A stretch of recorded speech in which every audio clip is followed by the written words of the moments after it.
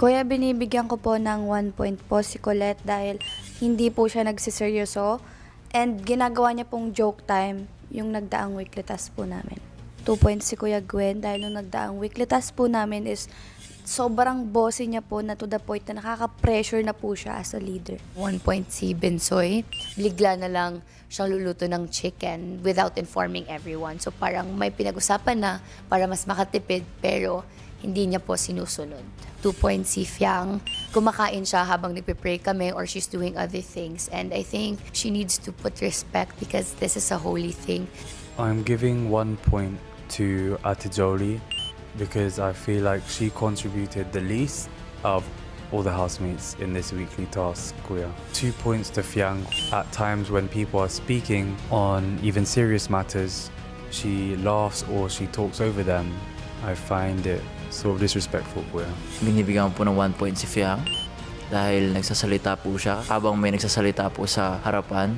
2 points si Colette. Ginagawa na lang po niyang laro yung mga bagay-bagay na dapat seryosohin, Kuya. 1 point si Kuya JM. Nakaka-distract po siya sa mga nag-i-eksena po. 2 points si Fiang dahil she can be disrespectful and insensitive. She eats ahead even while the prayer is going on po, Kuya. Binibigyan ko po ng 1 point si Ate Colette po, Kuya, because she's always short-tempered po, Kuya. Mabilis po siyang magalit sa pagkakamali ko po. 2 points si Fiang po, Kuya, kasi madalas po siya magsalita habang may nagsasalita po, Kuya. Binibigyan ko po ng 1 point po si Kai, Kuya, dahil po hindi po siya masyadong nakakatulong po sa mga gawaing bahay po, Kuya. 2 points po si Rain, Kuya, dahil hindi po siya nagiging responsable po sa mga gamit. Kagaya na lang po ng baso na pinaglagyan po ng chocolate at hindi po hinugasan agad po pagkatapos gamitin.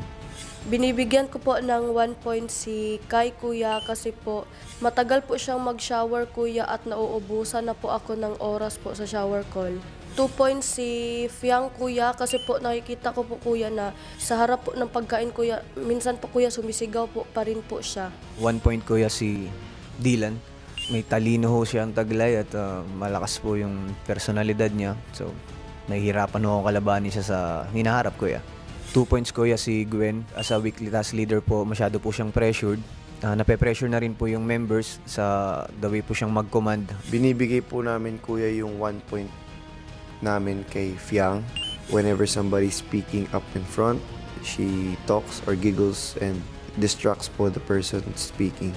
Binibigyan po namin ng 2 points si JM. Madalas po siya kuyang magpatawa during po ng practice namin nung mga nakaraang araw. Dahil po dun, Kuya, marami pong housemates yung nadidistract. 1 point si Ate Colette po. Dahil nung nagpa-practice po kami, Kuya, parang hindi niya po sineseryoso, Kuya. Tawa po siya ng tawa. 2 points si Kuya Binsoy, Kuya. Dahil nung ako po yung nag-vocalize, kumakanta po ako para sa play, bigla po siya nagalit na walang rason. 2 points si Kuya Binsoy, Kuya. Dahil nung ako po yung nag-vocalize, kumakanta po ako para sa play, bigla po siya nagalit na walang rason.